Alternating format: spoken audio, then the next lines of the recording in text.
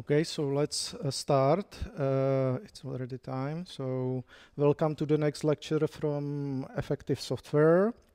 In today's lecture, I will briefly mention OSI model. We will talk about network communication, so that's the base concept there. Then I will introduce a C10K problem and two approaches to solve this problem, thread per request and event-based approach. Then I will go in detail through existing non-blocking input-output approaches. And at the end of this lecture, I will talk about threads, simply about thread pooling concept, how it's done in Java, and about virtual threads, which are available for some time in Java as well. So let's talk about network communication first. OSI is Open System Interconnection Organization, and there is defined this OSI model, 7 different layers. For us, just some of the layers are important. Physical takes care about how 1 and 0 is encoded, and transfer, that's not that important. More important is layer 2. Data link, that's the layer where the frame is defined. With frames, there are related MAC addresses, hardware addresses for every network interface. Switching happens on this layer, bridging, and other important stuff. Also, virtual LANs are defined here at this level. So if you would like to have logically split network ports on some switch, it's defined in this layer as well. The layer 3 defines packet, that's higher level data structure, which comes with most important thing from the user perspective or programmer perspective, and that's the IP address. Internet protocol addressing mechanism. It's defined subnetting, what is a packet, and also key important protocols like this ARRP, which stands for Address Resolution Protocol, the way how IP address is translated to the MAC address, which is needed in lower layer for network transmission. Higher layer is layer 4, and that's defined moreover segment. That's where our well-known communication protocols, which are nowadays used mostly, are defined, like TCP, Transaction Control Protocol, and UDP protocols are defined. And then there are more layers that's not that important, up to layer 7, where, for example, HTTP protocol is defined. So let's move forward. In order to communicate, every network interface has at least one IP address assigned. It can have multiple, but one is sufficient. But in order to have multiple programs communicating via the same network interface, there is a concept of ports defined in the layer 4.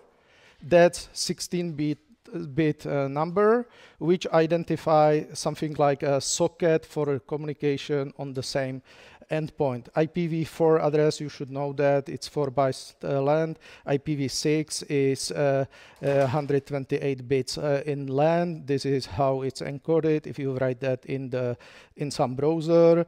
And the key information here is that every connection from the perspective of one endpoint is defined. Every TCP and UDP connection is defined by quad, combination of 4 parts, and that's the source IP, source port, destination IP, and destination port.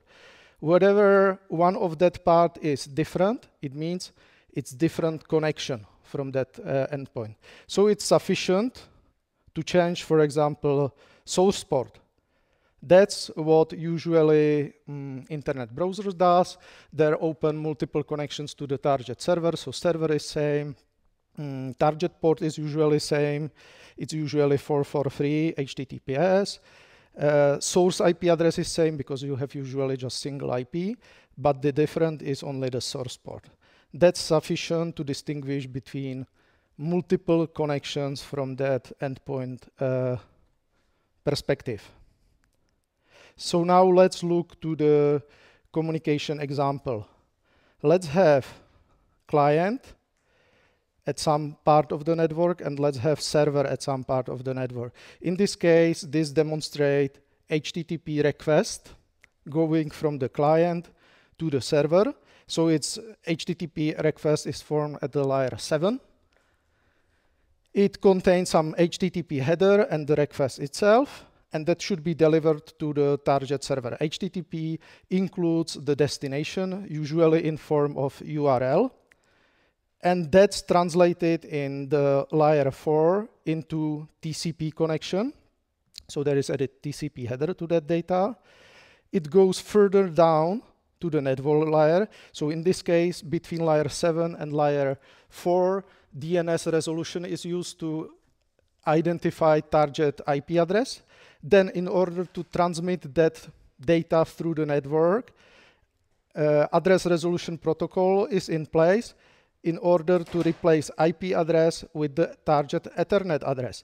In this case, also routing is in place because it found, okay, the server, the target for this request is not in the same segment as I am.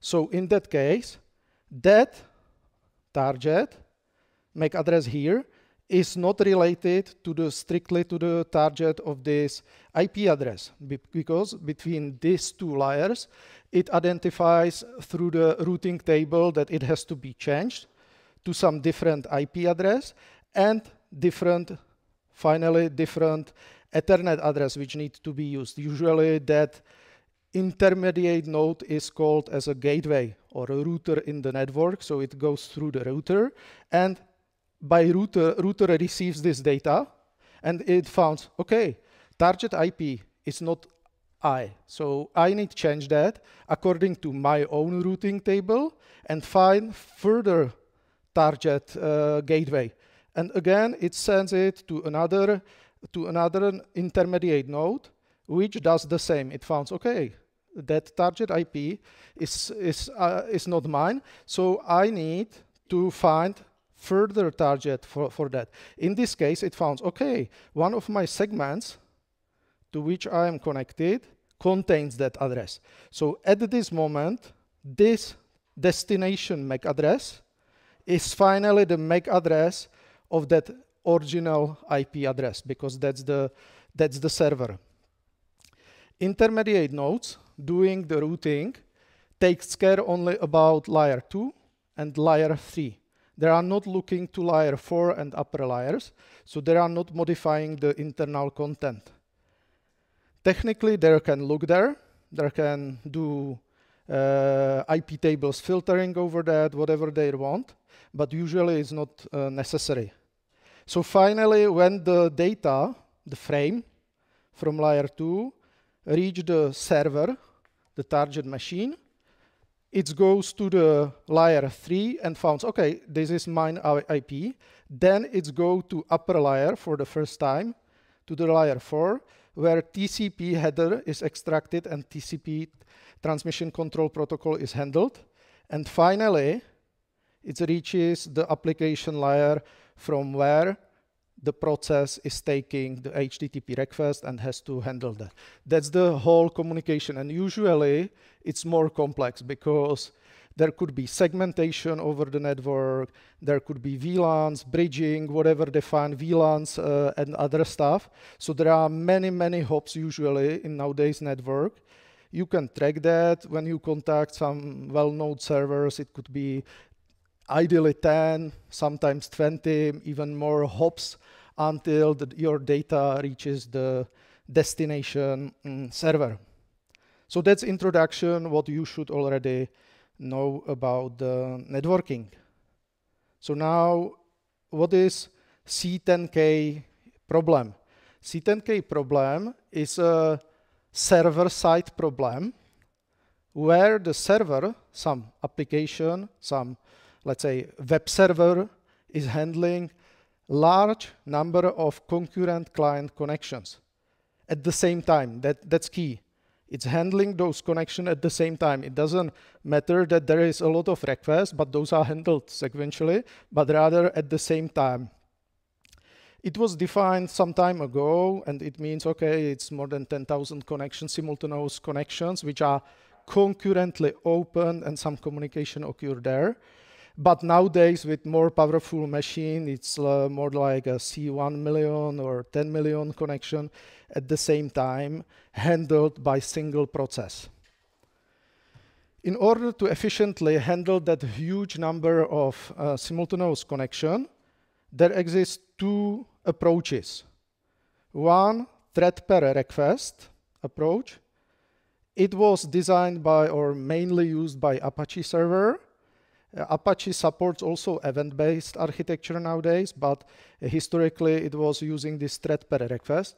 And as this approach is called, it means that every connection is handled by own thread, own worker thread. Usually it's configured as a worker thread within the Apache server. Those worker threads are usually pooled, but that pool size is limited. So if you have worker thread pool size in Apache server like 256, it means that only 256 connections at the same time are handled. So you cannot handle these problems easily with this, especially if you have applications like some messaging platform like Twitter or whatever nowadays platform is there. There has to be concurrent connections, and if someone sends message, it automatically is dispatched to all existing connection where it should go at the same time. Those connections are usually in this approach handled in blocking operation. What it means? If your thread is executing read method on that socket, socket is a representation of that network connection from the application perspective, it returns if there are some data available. If there are no data available, the operation is blocked. The same can occur on the writing side. If buffer for sending is full, write operation could be blocked. So this operation are blocking. The issues are here pretty straightforward. Number of threads is not scaling up well because there are resources in operating system related to every thread. Then the scheduler have problem with handling millions of threads on the same machine. Plus there is a context switching cost related to the changing threads on the CPU. And moreover, you are controlling your network scheduling via the thread scheduling, because any thread which is not currently allocated to existing core in that computer is waiting and cannot do anything with incoming data or sending data. So there exists this event-driven approach, which was originally it was mostly used by Nginx servers. And now, as I mentioned, also Apache contains some modules to support event-driven architecture, but the approach is very similar. Use single or multiple threads for event loop handling and use non-blocking asynchronous operations. It means if you call read and there is no data, it returns and says you there is no data available at that moment. Moreover, in order to make it efficient, there are event notifications. So there is usually some event handler registered. And when some event is dispatched in this system, it means, okay, on this connection, there is some data you should be handling. And that's the goal of the event loop, to take these events and process them as soon as possible. So multi-core scalability is done by having more than single threaded event loop mechanism. That's usually the case for the very big servers handling millions and millions of connections concurrently, which are all open. So this is more efficient, as you can see. It reuses thread-based data structures. You are avoiding issues with the context switching, and internally usually there are atomic operation used in order to not to block thread operations. So how this non-blocking or asynchronous approach on the network can be implemented. Historically, there are many cases. Nowadays, event-based mechanism is used. We will talk about that in details, but there exists, as you can imagine, interrupts. Interrupts not only on hardware level, but interrupts also on operating system levels, like for signaling. So there are generated signals saying, oh, on this socket there is a connection available, data available, and you have to handle that, but it has some issues. That is not scaling perfectly because any hardware or software interrupt cause stack issues and other stuff. Another approach is pooling. You can periodically loop and regular check the status of all connections. Again, you are wasting a lot of CPU cycles, so that's not efficient. You can register callbacks, some pointers to handle incoming data. Again, it could have issues with the stack deepening issue, because it matters how fast you handle that routine to get the data.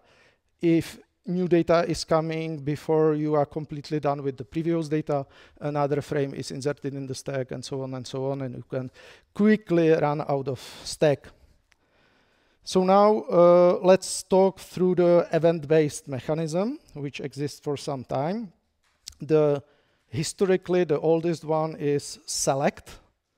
It is defined in POSIX, Portable Operating System Interface Standard.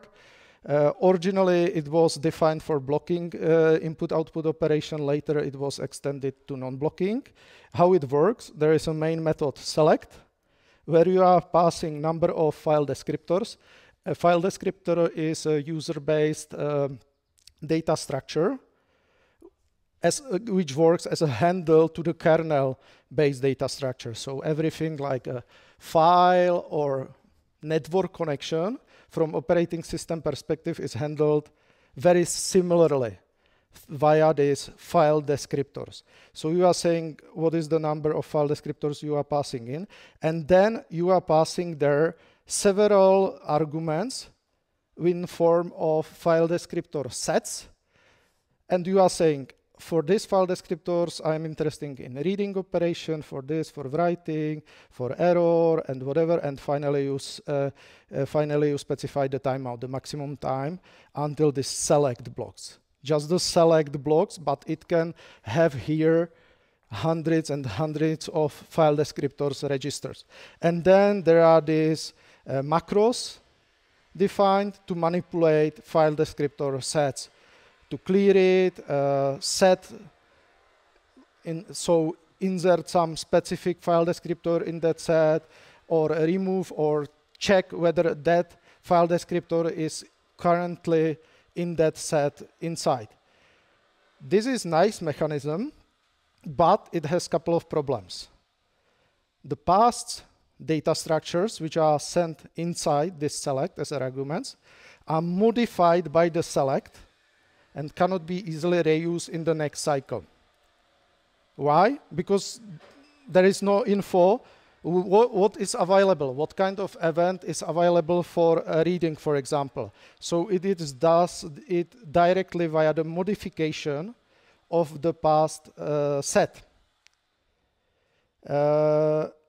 And it is not scalable because the number of file descriptors which can be inserted into particular set is limited. So that's the reason why the system was later extended with a poll mechanism. And it comes with a different structure. You can see there is the main method is poll instead of select. And it works with the array of structure called a poll file descriptors here. And also timeout is passed. And the structure is defined like this. This is a file descriptor. It's a number that handled to the kernel data structure for every network connection. Then you are passing as a events what kind of operation you are interested in. So what operations you are looking for. And then events which are returned. So it's split.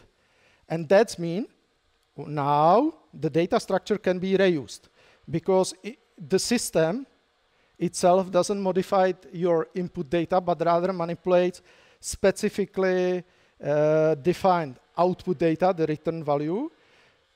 However, in order to detect what was triggered the return of this poll method, you have to iterate through the whole array and identify what events are available. So if you have 10 millions of connections concurrently, you have cycled 10 million in order to identify, for example, 1, 2, where something is available. So again, that is the reason why further mechanism was defined. Apple, which is the most recent mechanism. Apple is defined in Linux systems. Windows have very similar thing called differently IOCP, which stands for Input-Output Completion Port, but works exactly the same way. It's scalable, fully scalable. Monitor events can be modified even while you are polling. You have a running poll there. And it returns directly events which triggered. So you don't need to iterate over all arrays whose size is the same as a number of concurrent network connection. And you know exactly which one was triggered, so it's much more faster. The API for the Apple is here. There is, because Apple inside is again some kernel thing. So in order to manipulate anything in kernel, there has to be syscalls between user mode and the kernel mode. And in this case, there is Apple create, initialize some Apple structure for me, then Apple control, CTL, it stands for control, where you can add, modify, or remove descriptors with a flag for what you are interested in. And finally, there is Apple wait, which waits for events to occur. It supports more modes than previous mechanism. And by default, it's edge triggered, which means that if you call Apple wait and you are interested in reading, the event is triggered only if new data comes after you called Apple wait. If there is already some data waiting in the buffer, it's not triggered because it's based on the edge only. In order to have that, there is a leveled trigger mechanism. In that case, it returns immediately because you haven't consumed the previously available data. That's better. And the event combination, that's same as in previous case.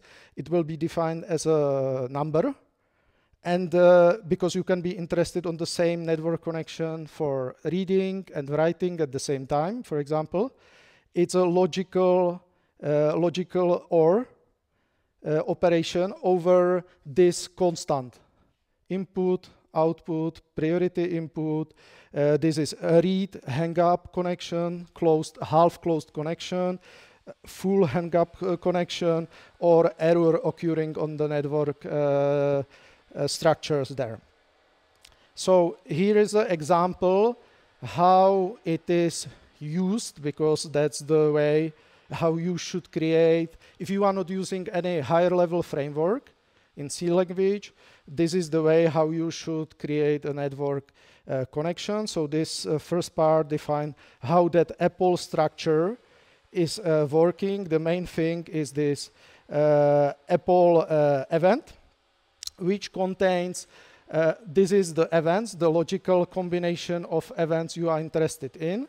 And then there is attached pointer to the data, user data. You can attach to that particular registration where you can store whatever you want, and that's defined in this union structure.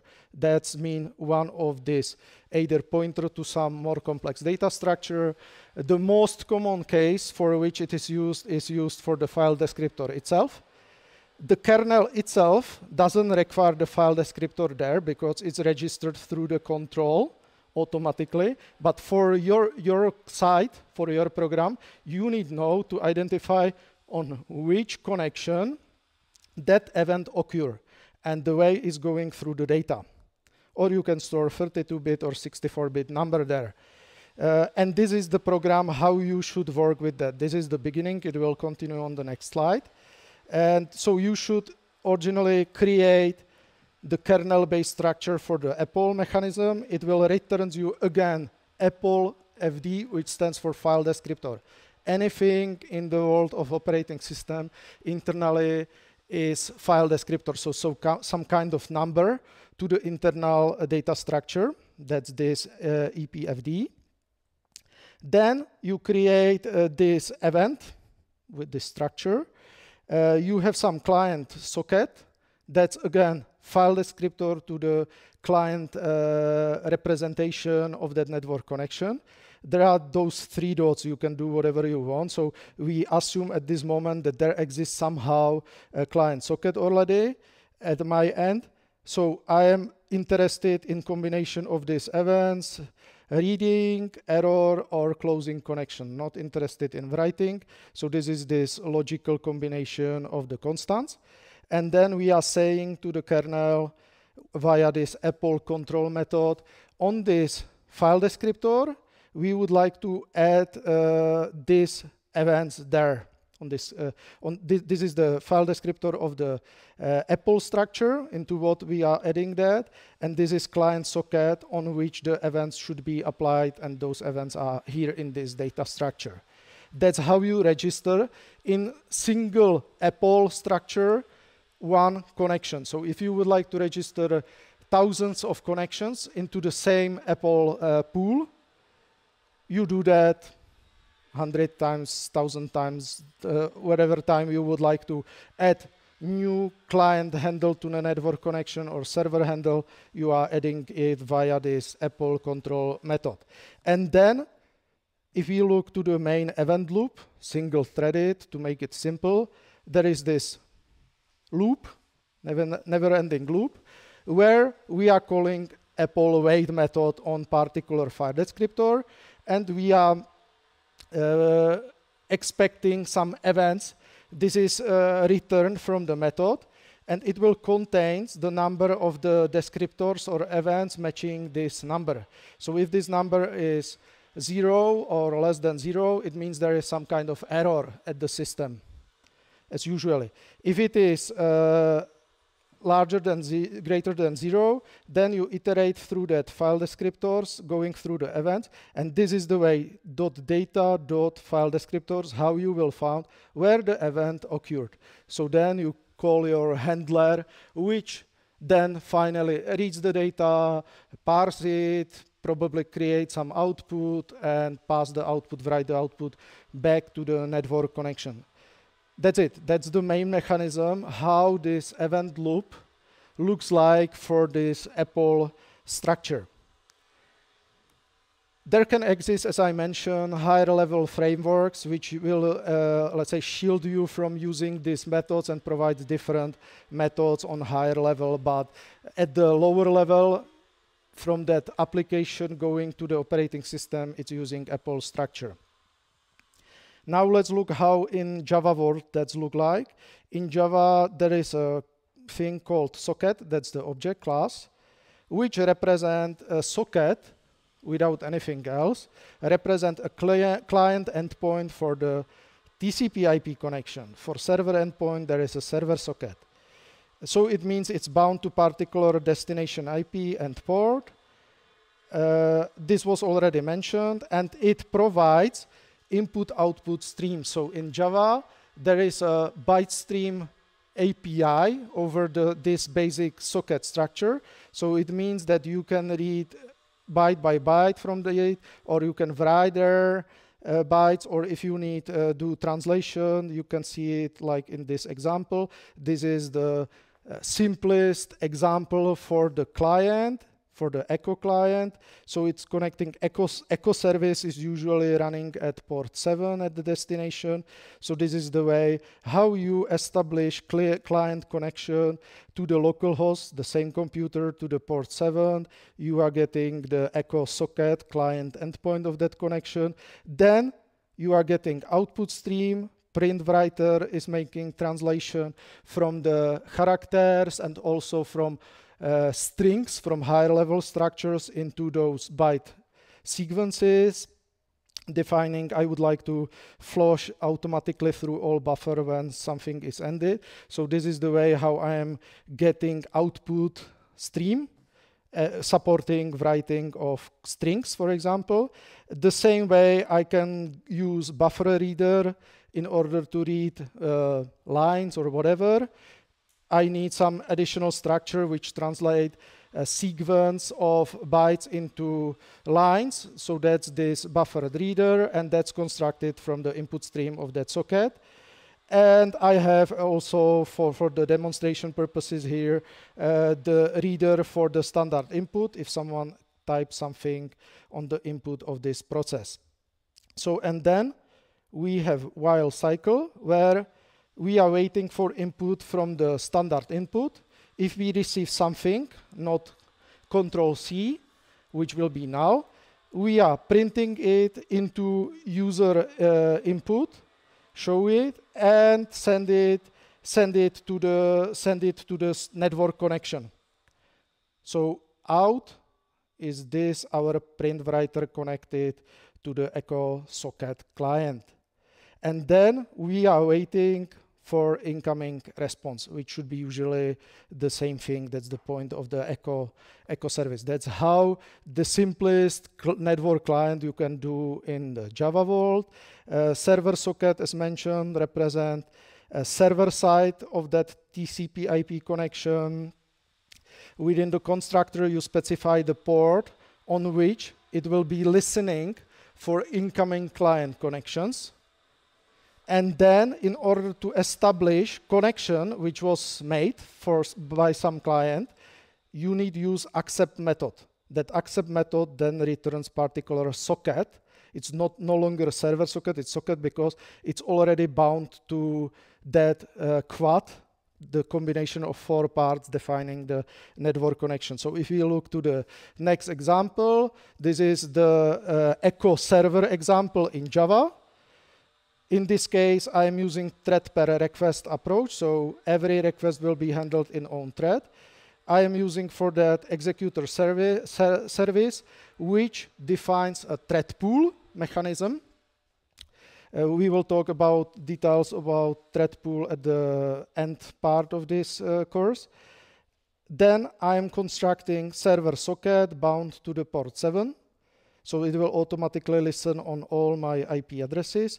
And then this is my main loop processing data. So I am calling accept, waiting. This is blocking operation.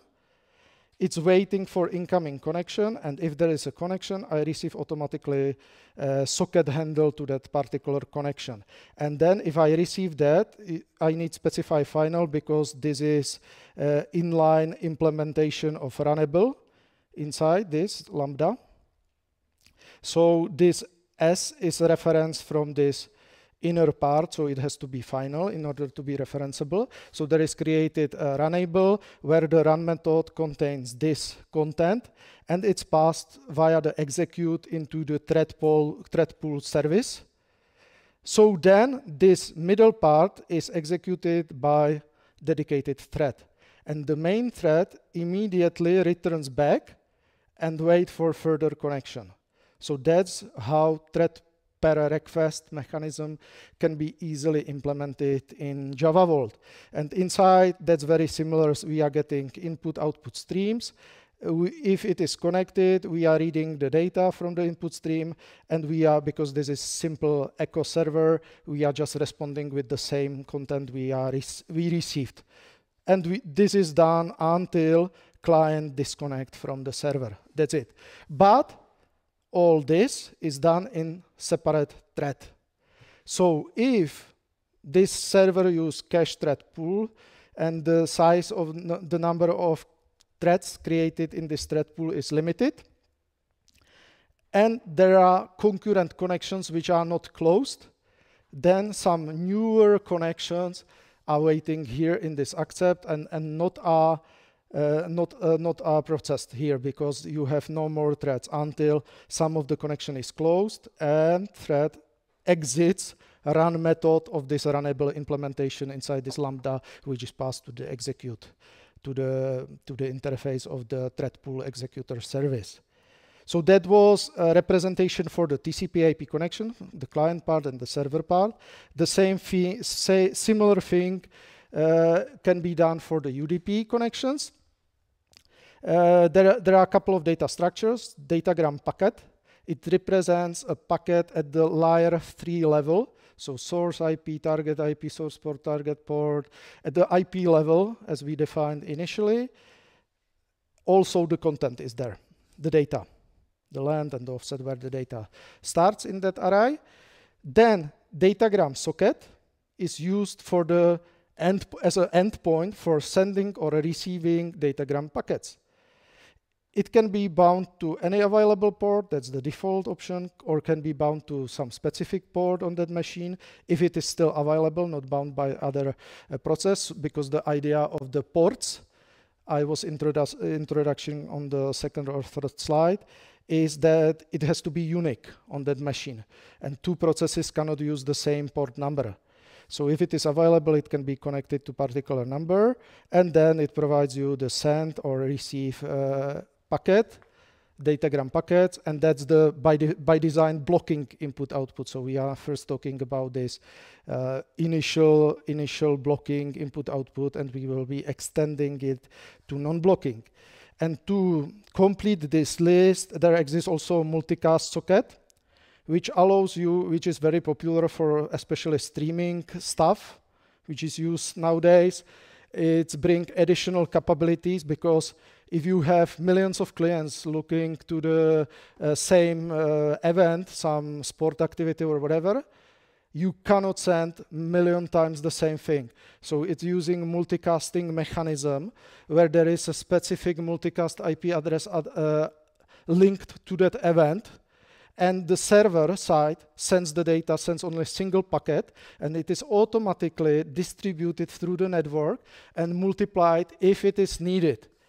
And that joining and leaving that group is used IGMP, Internet Group Management Protocol. So the clients get from the server information about unique multicast IP address for that event, and then ask its own network, I would like to join this group as a receiver, and the network makes sure through the routers and through the IGMP implementation that it's joined. And from that moment, anything which is sent from the server is automatically routed to my client and duplicated through the network if it is needed. So from Java perspective, you can create multicast socket to do that. Okay, so now that was for the blocking input-output operation. Now let's look to the scalable asynchronous, so non-blocking input-output. That's what is NIO stands for. It's a non-blocking I/O, or new I/O sometimes called. It supports the pooling. As you can notice from those previous slides related to Java, I was mentioning that at the interface level on the socket or server socket, I was saying it's a stream-based mechanism, and that element in the stream is byte. So it's not efficient. So in order to make it efficient for higher speeds, higher amount of data, this scalable input-output mechanism comes with the block-oriented operations, like in C, allow you to work with larger blocks, and those blocks could be really, really large, whatever you want, depending on the configuration of the network on that operating system, and also availability of your memory. Moreover, these blocks could be memory mapped files into memory. I will be talking about that slightly later. And it works, this input-output is not working with the sockets, but rather with channels. So we have something like a buffer. Buffer is our block storage. It can be used for reading or writing. It can have some larger size. And then we have channels, where the channels is my handle from the Java Vault for the network connection, either server or client. And then I am passing and saying, receive data into this buffer or write data into this network connection from this buffer. That's the idea here. So first, let's look what is a buffer. Buffer is some finite sequence of elements. It could be various types. Most common is byte buffer for sure. Then there is this mapped byte buffer, which is interesting. I will talk about that later. Itself, the buffer is not thread safe. So anytime you are manipulating buffer, you should make sure that only single thread is working with that. Buffer itself is multimode. That means that it is used for reading or writing at the same time. It has some internal properties like total capacity, limit, index of the first element for either writing or the maximum element ID for reading, position, current position of the index inside, because you don't need always to write everything. If you create buffer which contains, let's say, 1 GB of data, and you are passing it to some channel and say, send it through the network, that will not work, because internally, usually there are some much smaller limits on the operating system level, and only part of that buffer can be passed to the network layer in my operating system, and the rest will remain in this buffer. That's the idea of position. So you know still what is the remaining part there, and you have to repass it again. If you receive the event, we are returning back to our event-based mechanism. If we are receiving the event about writing, that's the idea why there exists event saying you can write more data, because it means some data was already transmitted from the network, and I have some available capacity in my internal structures, in my internal buffers, to send more data. So that's, you will receive the event about availability of writing. So you need repass again to that channel the same buffer and say, put there more data, until everything is sent inside. And there is also mark position, which can be used for setting and then resetting back to mark position. The mutual relation of those properties is mentioned here, that the capacity is always the maximum, the capacity of the buffer itself. And then there are some methods for manipulation. Clear simply makes my buffer ready for accepting new data. So it completely removes anything what was there by setting position to 0, limit to the capacity, and now it's open for receiving new data.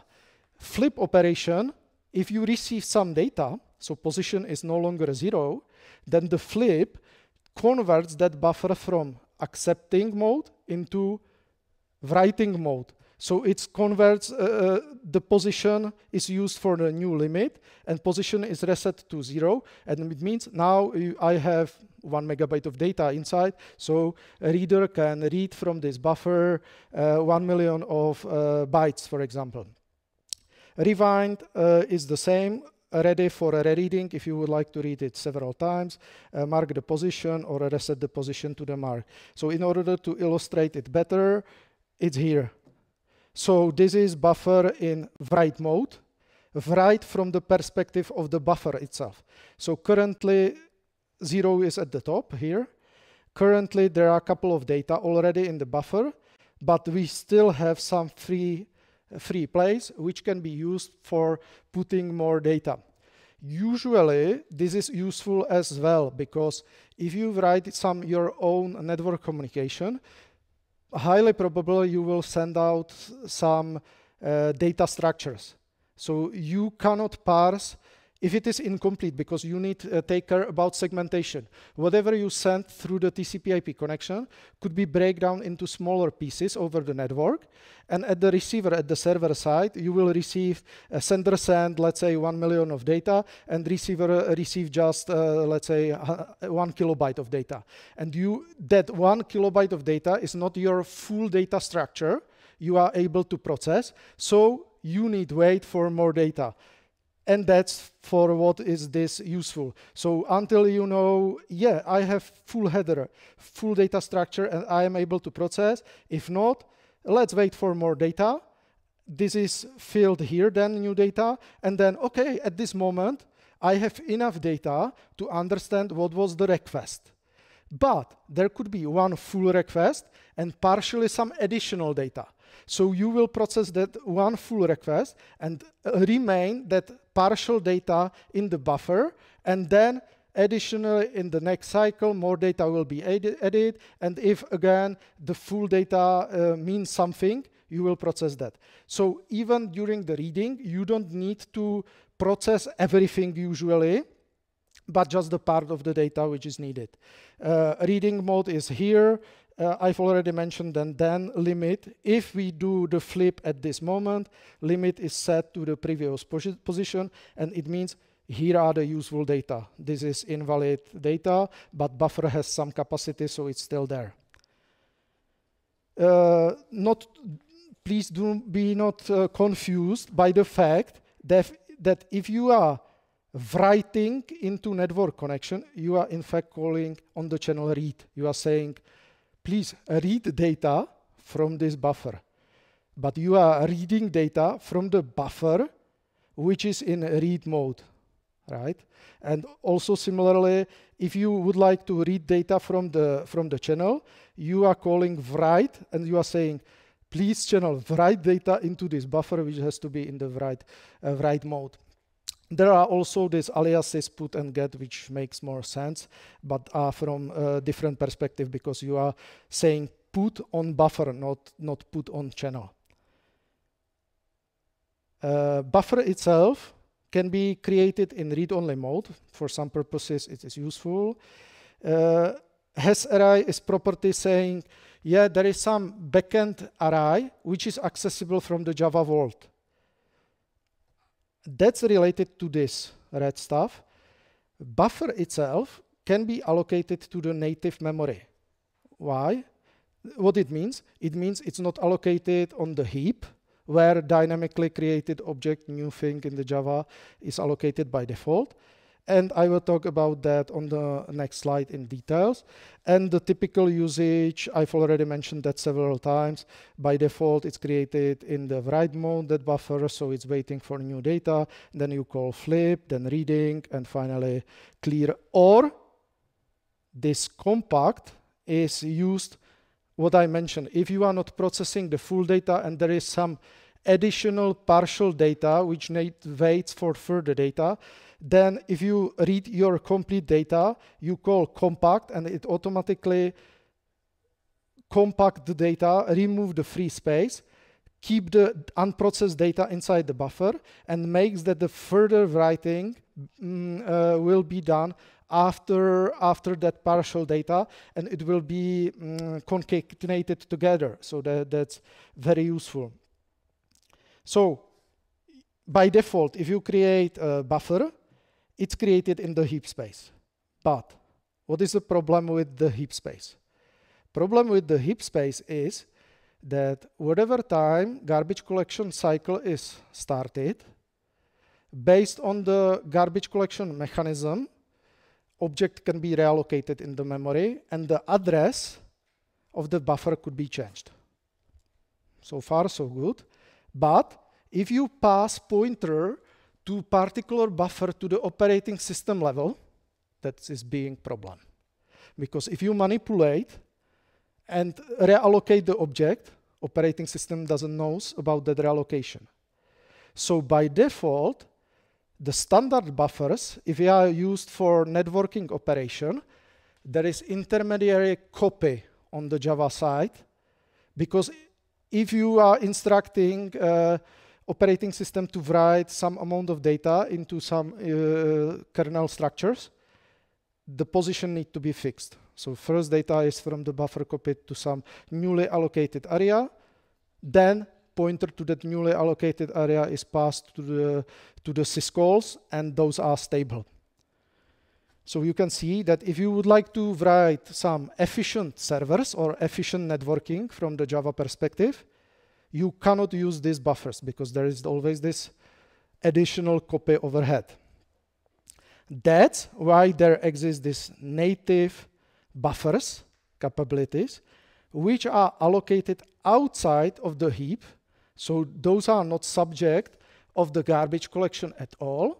So there cannot be relocated in the memory. And any pointer pointing to this area, memory address, can be used for the syscalls, even for writing or whatever, and it's much more efficient. So these native buffers are allocated using this factory method allocate direct. They are stored outside of heap, as already mentioned. You have methods to access the data from the Java Vault. Those are existing there.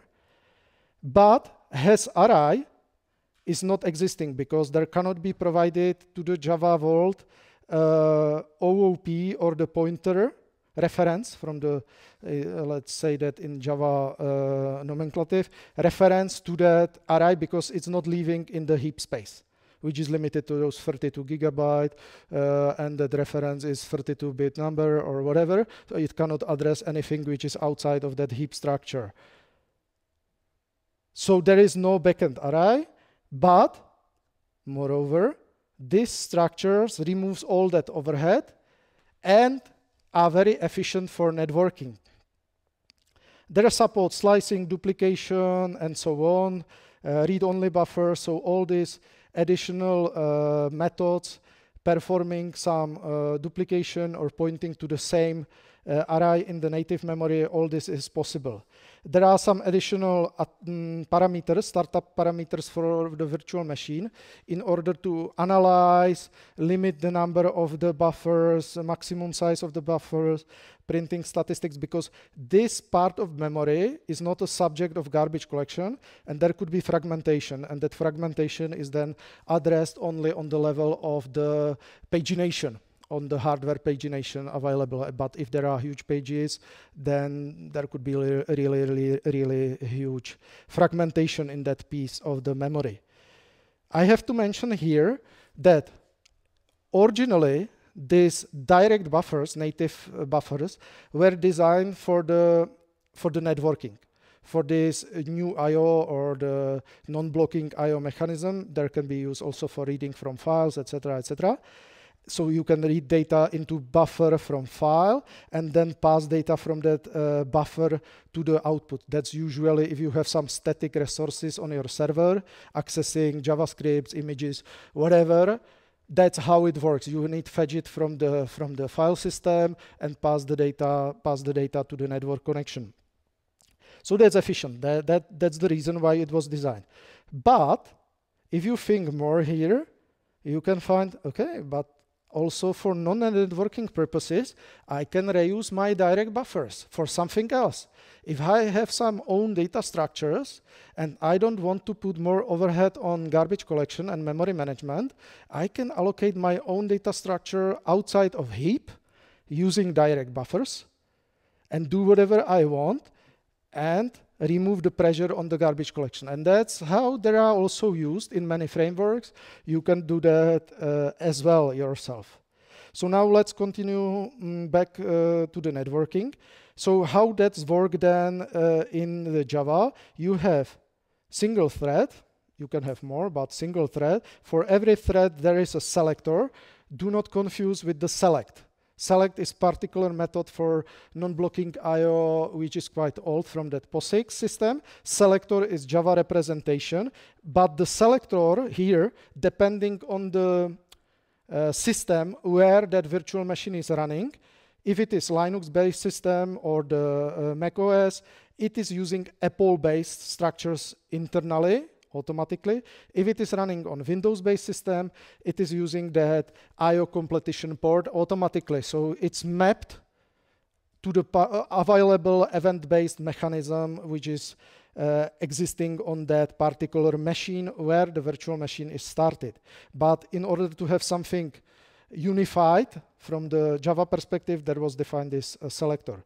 So you can have one or many channels registered to the same selector. You can do that manipulation like I was demonstrating for the Apple control, register new network connection, remove existing connection. All is here provided via the selector mechanism.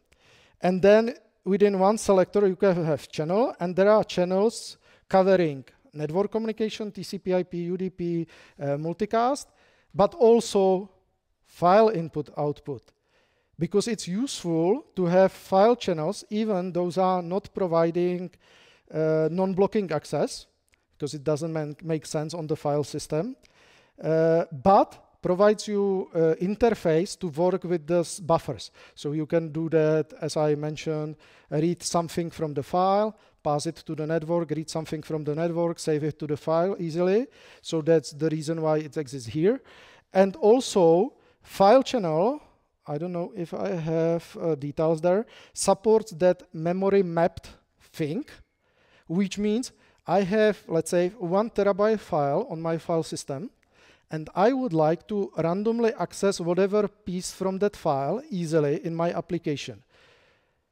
In C and in Java, you will do that via mapping that file into address space, into virtual address space of your application. So operating system will say you, okay, that file starts in this virtual address, and it's this size, and then directly from your application, you can read whatever virtual address is there, and system automatically loads one block from the file system, because usually file system is block devices. One block of the file system reads it to the memory, usually to the cache of the file system, and map that real memory address via the pagination mechanism to the appropriate virtual address. So your interface is simply memory. You say, read from this address, and operating system takes care. Do I already have data in memory? Was it modified since the last time? Can you read really the data which is there? All is handled by operating system. So that's the mechanism how memory mapped files works also in Java. Then you work with the direct buffers because it's mapped outside of the heap structure, but you have mechanism to read the data from that area. And the most important thing on this mechanism is that you can map much bigger files than you have physical memory. So that's usually what is done by databases. As I mentioned, 1 terabyte file, you can map even you have 16 gigabyte only. That's possible because address space in virtual address space is very big, and it's support mapping of that large pieces of data into the address space and then work through the addresses with the files. So that's then very, very efficient. And this is just the summarization. What is the channel? It's work with the buffers, reading, writing. File channel supports only blocking. I already mentioned that. It supports direct buffers in order to work with the mapped files, supports locking. It supports also bulk transfer. What I mentioned that you have buffer into which you will load data from the file and then send it to the network. You can do that even without buffer. You can use transfer from and transfer to, connect one channel to another channel, and they will exchange the data automatically without buffers, only using internal buffers in operating system. That's possible. Then you have a socket channel, that's the client endpoint for the TCP/IP connection. It can be configured for non-blocking mode before connection, in contrast to the channel socket itself. Socket cannot be configured as a non-blocking. It means that you can then read or write, and if the operation is not possible, it will return immediately and say, oh, that's not possible. Server socket channel, server endpoint for the TCP/IP connection.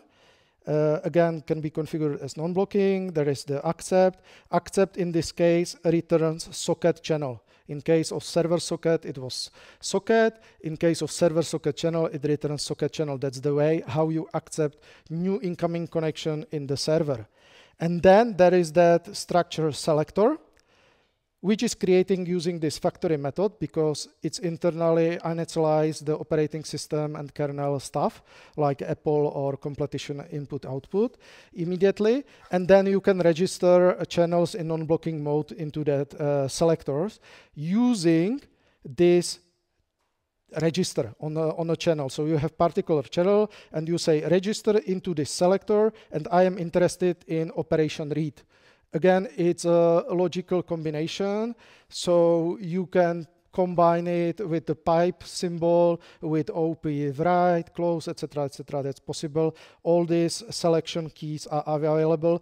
Connect is used for information about pending connections on server socket channel. Accept, read, and write. Accept is that you accepted the connection. Okay, sorry, I confused that. Connect is that info that connection was established, because it's non-zero time. For TCP/IP connection, there is usually a three-way handshake. Initiate SYN packet, SYN ACK from the other side, and finally ACK. And after that initial handshake over the network, fully TCP/IP connection is established, and it takes some time. So connect notifies you about completion of the initial handshake for TCP/IP connection, and accept is information about available connections to be accepted. Okay, then there exists this concept of selection key, which is returned from the register method. It contains interest set, so you can verify what you registered it for. And also on this selection key, there is a ready set, which can be tested. It's readable, it's writable, so it's checked whether that particular event is available on the registered channel. Also, there is info about channel and info about selector. So all this is already stored for you in that user data I've mentioned in the Apple structure.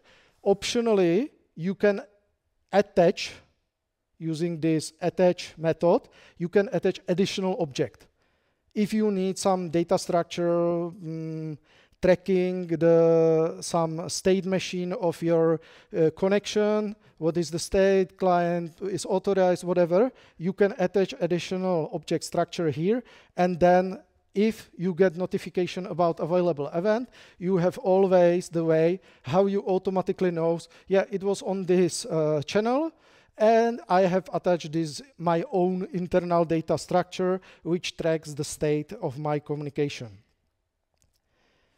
Okay, so then the main thing on the selector is select method.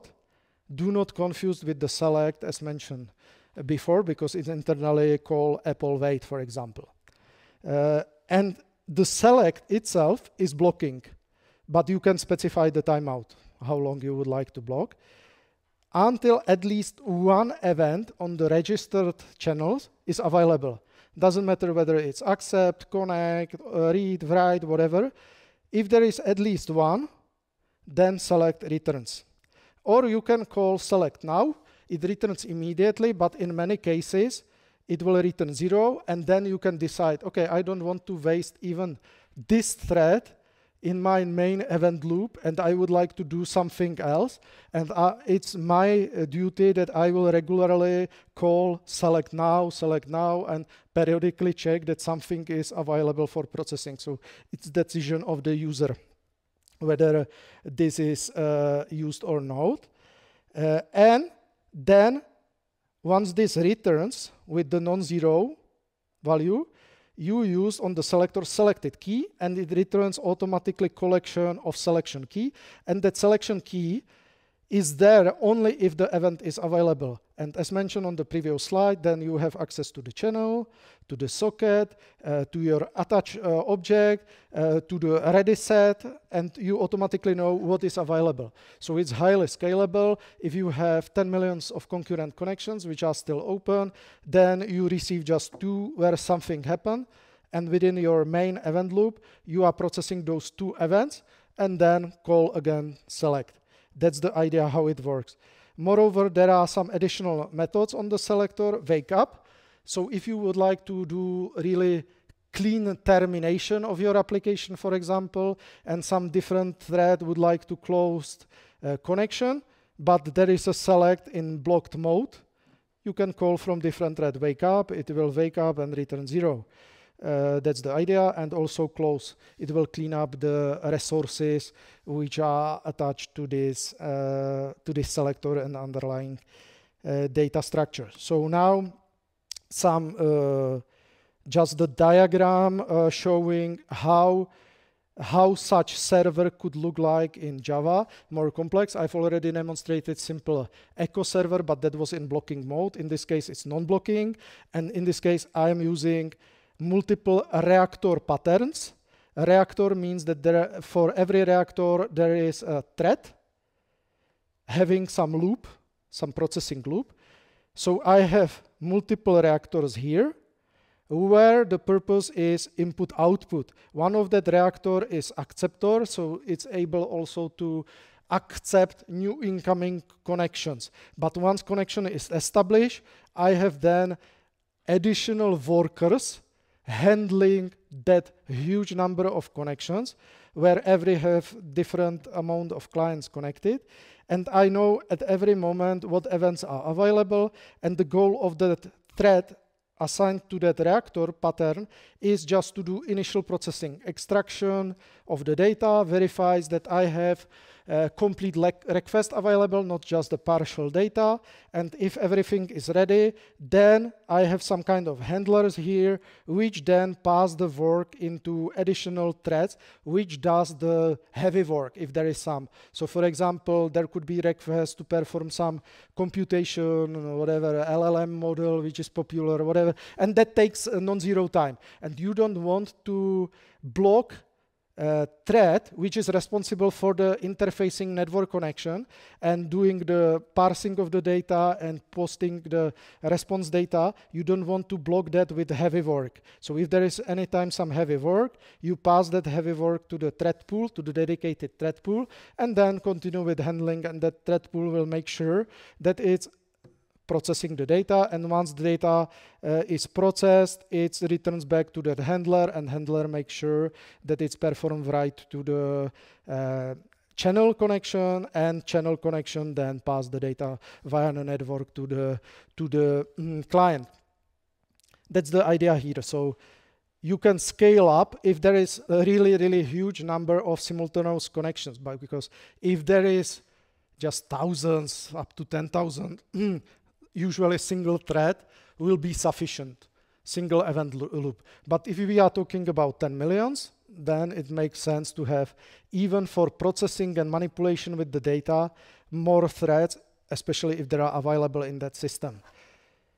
Because usually those servers like we are using have not single interfaces, they have multiple interfaces. Every interface have a 100 gigabit connection, but logically we have using almost terabit connections from the same server, because there are multiple network interfaces and they are logically connected to the single system interface with single IP, but the packets goes randomly through various optical fiber connections and data are received there as well. So you have, in fact, from the programmer perspective, single machine, but it's really distributed. So it's for highly availability purposes. If something happens on single line, it doesn't matter because we have additional 4 lines from the same node.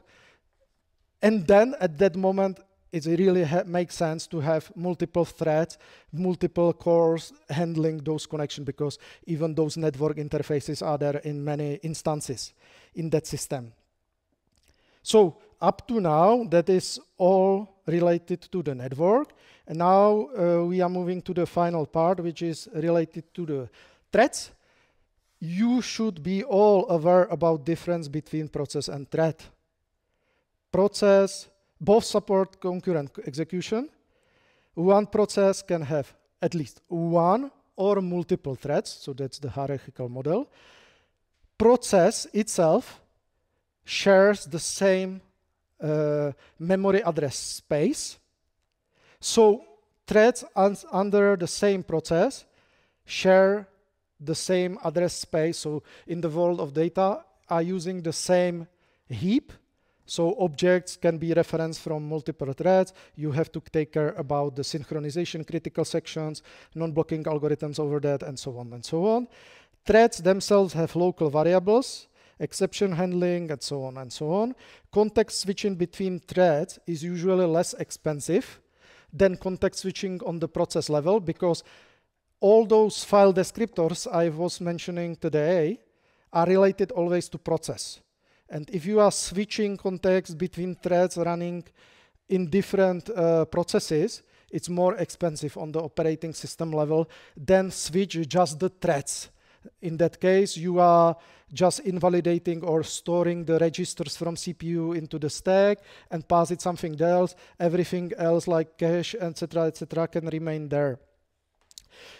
Intercommunication inside one process is then simple because you can use shared memory.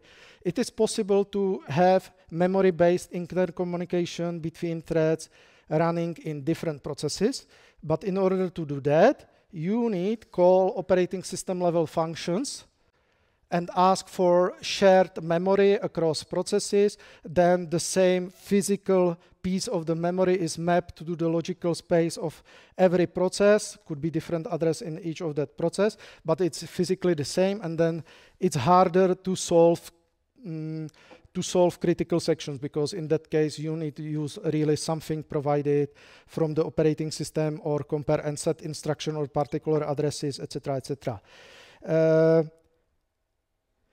In JVM, we already talked about this. Every thread has own stack, own local variables or methods, etc., etc. And thread by default is created. It could be created two ways. One of the way is subclass of the thread class, the main class of the thread, or implementation of runnable, and then use the default thread class, and you say run for some particular thread, and you are passing reference to the runnable, and then the implementation of run method is executed in that new thread. I've already today mentioned thread pooling mechanism. It's suitable for execution of large number of asynchronous tasks. For example, processing requests in server. It reduces the overhead with the thread creation for every task, because if you create new thread in Java or in C, it always implies creation in the system level of that thread, and that's non-zero cost. All resources needs to be allocated, buffer stack size needs to be allocated, etc., etc. So it is more efficient if you have many requests and you would like them handled inside separate threads. It's more efficient to use thread pooling mechanism that isolates thread creation between a process and operating system, and inside the process you are sharing a thread which is no longer used for something else. In Java world, there exists this executor service providing a couple of methods. I've already today mentioned execute, where you pass the runnable, and it means into that executor service representing some thread pool, I would like to execute on some available thread run implementation of that runnable. If there is no thread available, there is automatically inside queue where that runnable is waiting until some thread completes its actual work and can handle further work. That's one mechanism. This execute, the default one, you don't know when your runnable was started. That's the reason why there exists also submit, which works either with runnable or callable. Difference between runnable and callable is that runnable is interface where you are required to implement a run method without any input argument and without any output. It's void run without anything. In callable, it's typed because there is output. There is a return typed to T, to the generic, and you can pass some output from that resulting task, whatever it could be. And then there is a future written by that submit. Execute itself doesn't return anything unless it succeeds. Submit returns future, and in that future, you can at least check whether it's already done. You can cancel that. If you pass something to that thread pool, you can cancel it until it's executed. You can check that it was executed, or if there was callable passed, you can get the output. Either immediately, if there is some already, or with timeout. I am waiting for, let's say, 1 minute up to or a second. If there is no output, return me null, and I will check later. And executor itself, service, is interface. And there are a couple of implementations. Those implementations are called through this factory method. The basic one is single thread pool executor, like the name is created. Just single thread is there. So there is a worker, only one worker. which is handling all these requests. So it could be really busy. Then there is this fixed thread pool where you specify the number of threads. Usually it makes sense to create fixed thread pool with the number of threads matching number of logical CPUs in your computer, because that's the, if you don't have several thread pools, if you are using some framework for implementation of the server, it's highly probable that there is already some thread pool inside. So then it even makes sense to put their fixed thread pool with smaller number than the available CPUs, because other CPUs are already doing something. Or cache thread pool, which is some dynamic version between those two. If you put there more and more work via the execute or submit, it can create new thread if it waits there for some time and automatically. And on the other hand, if that thread pool has no work, by default for 60 seconds, those threads are destructed. Because there is some overhead at the operating system level, but it's not infinite overhead. So if you have thread which is running there for a minute, doing nothing, okay, let's close it and destroy it even in operating system.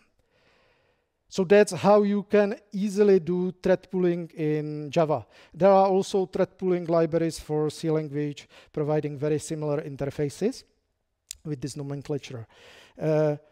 This is a new concept, virtual threads, available since Java 21, pretty recently. It was in preview feature since Java 19, but there were some changes in 21. It's stable. Up to now, I talk about threads, which are considered here as a standard threads. 1-1 mapping. One thread in your application perspective has one thread in the operating system perspective. That's the standard thread. So that thread object is something like a wrapper around operating system managed platform thread, which is the thread on the operating system level. It's the basic unit of scheduling. Anything which can be executed on the CPU is really thread, nothing else, because the thread has stack, has a position of the instruction pointer, and that could be executed, nothing else. Creation removal is somehow expensive, as I mentioned. And there is a fixed stack size allocated to each thread, cannot be easily changed dynamically if already created. And then if you do recursion, whatever, and have a lot of calls of methods, you can get this stack overflow exception, no more space in the stack. And simply the standard thread doesn't scale, because from operating perspective, I tried to construct up to 1 million threads. It's sometimes possible on some version of operating system, but it really runs not well. There exist some alternatives. If you have a lot of asynchronous stuff to be executed, you can either use those thread pooling mechanism, as I mentioned, and do it yourself, or there exists this reactive style programming based on async and await mechanism. It's used mainly in Kotlin, also in Python, async IO is available, and other languages. That's nice, because it's isolate you from the threads. In case of Python, there is only single execution thread, so that's not that efficient. But if you do that in Java, it's really parallelized. And if there are more things to do, they are done in parallel way. But there are some issues with this mechanism. Stack traces are almost unreadable. Debugging is hard, because if you write code in sequence and there is something like async at some moment, it doesn't mean that it's executed like a sequence of instruction. No, it goes to the async, then it returns, does something else at some moment, this intermediate part is called, and so on. So that's pretty complex to do debugging and workflow evaluation. That was the reason why the concept of virtual threads was introduced recently. The main motivation is to reduce effort from the code perspective, and also make it more efficient on the execution perspective, especially for things thread per request. Thread per request concept using virtual threads can be really, really very efficient. virtual thread itself, from Java perspective, it's compatible with the thread API we already know. So everything is there. It supports debugging, profiling, everything is perfectly supported. Stack frames in heap, good, everything is clearly identifiable. The difference there is that the virtual thread has a flag mounted or unmounted. It could be mounted to carrier thread. Carrier thread stands here for really operating system level thread. That's something which performs the execution. But in many cases, especially in thread per request, you are always waiting for some I/O operations, file system, whatever you are waiting, or waiting until, for example, some additional thread pool performs the heavy work and returns the outcome. So in order to make it efficient, there is this virtual thread which can be unmounted when it's blocked on some I/O log or other resources. So even if you have synchronized and the log is not available, it's not blocking the thread at the operating level system, but just remove this virtual thread from the carrier thread and waits for the log. Mounting and unmounting is transparent. You don't need to take care about that. Thread up and everything is still clear. Okay, so to illustrate that, here is a diagram showing how it works. So you have operating system thread, then platform thread, or called a carrier thread, and there could be mounted one virtual thread. So for single carrier thread or platform thread in operating system, there could be only one virtual thread mapped at that moment. But at the same time, there could be a collection of unmounted virtual threads which are ready.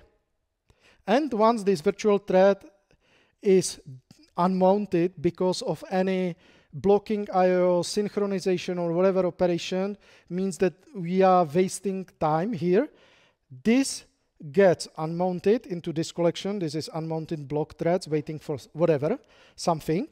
Then one of these threads is automatically put here and executed. So it's done without any operating level context switching, because assignment of this platform thread, or specifically operating system thread, to particular logical CPU in that system happens externally completely. And you still have amount of time, some time slice, to execute some code. So unmounting, mounting happens, and execution of that thread happens at the same time during that same time slice. How to use those threads? There is this virtual thread API available.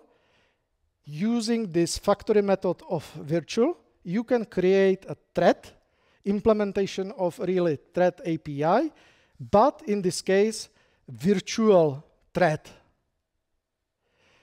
But all these things you know from the existing system still works here.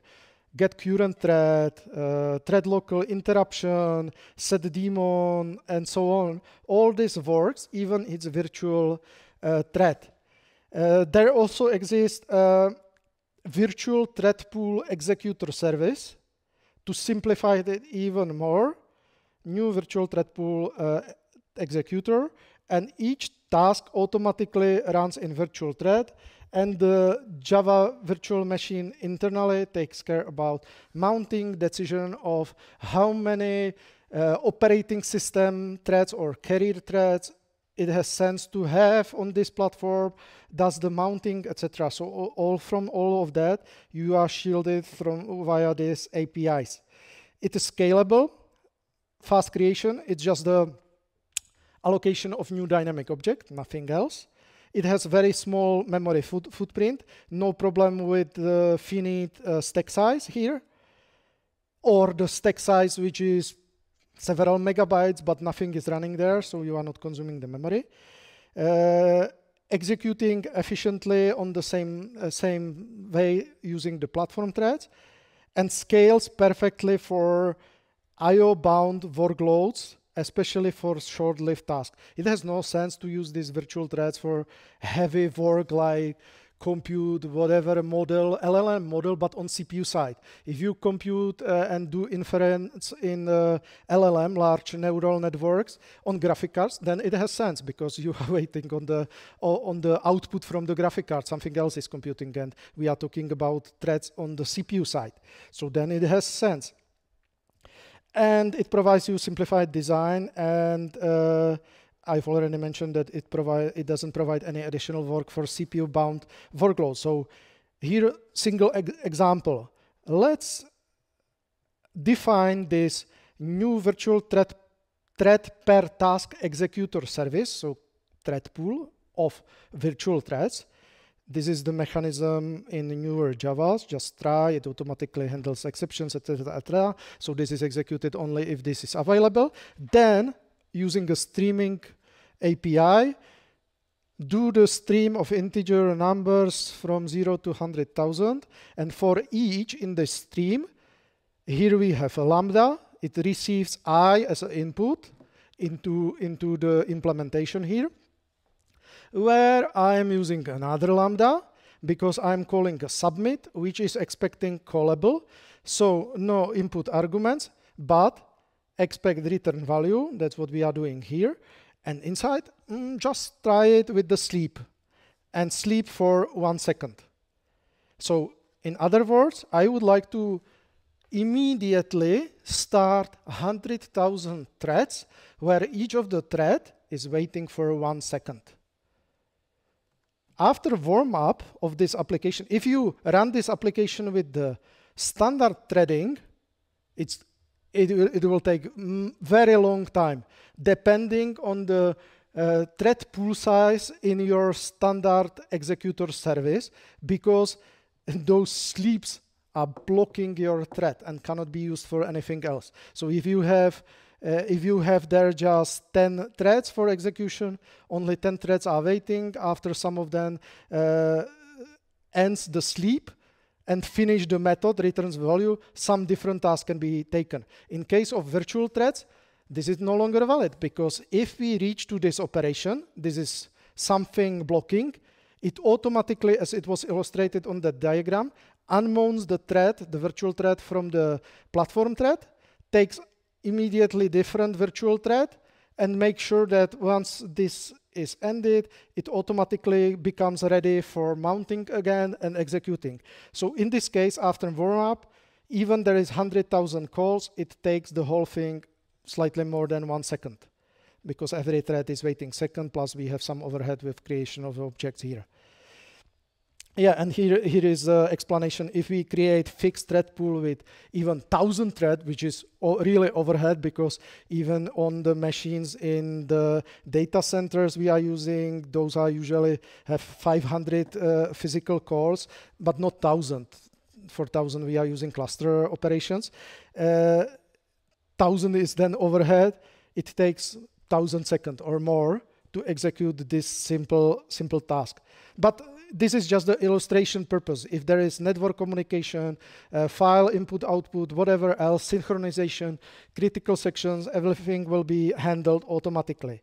There are a couple of drawbacks of these mechanisms. It's getting better in each version, but still not ideal. The standard synchronized, because the way how it was implemented update Java 21, it pins the virtual thread to its carrier. So in order to make it working efficiently, you should use rent-run locks. So an additional benefit of rent-run locks over the standard synchronization. Execution of Java native interface, JNI, simply call of the operating system function, which can do syscall of the kernel or whatever, pins that thread as well, because that's not the moment where you can do whatever blocking is possible. And there is no preemption. So because preemption is solved at the operating system level. So in other words, it means if you have your own virtual threads in very high number where there is no blocking operation at all, Java is not taking part of the slicing and doing preemption and making sure that other virtual threads is running. No, until there is at least some blocking operation waiting, whatever, synchronization, lock waiting, or other operation, it's get blocked on that carrier thread. And that is very last slide I have today. So thank you for your attention.